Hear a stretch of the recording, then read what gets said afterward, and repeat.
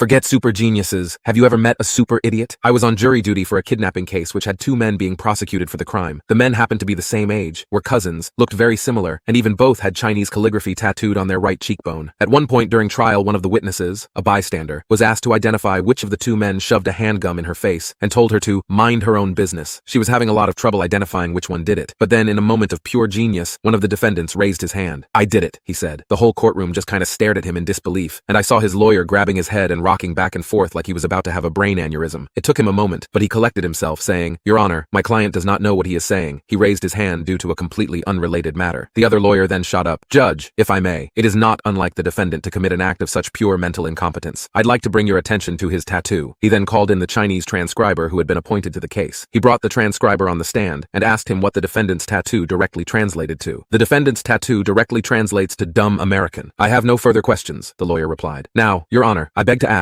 is it beyond a man with such a clear lack of cognitive ability to raise his hand and hereby admit to the crime?" The other lawyer at this point slumped in his seat, and when asked if he had anything to respond, he said, "I have nothing to add, Your Honor." The most mind-boggling part is that the man who had raised his hand asked aloud for his lawyer to clarify what was just said, as apparently the language was too complicated for him.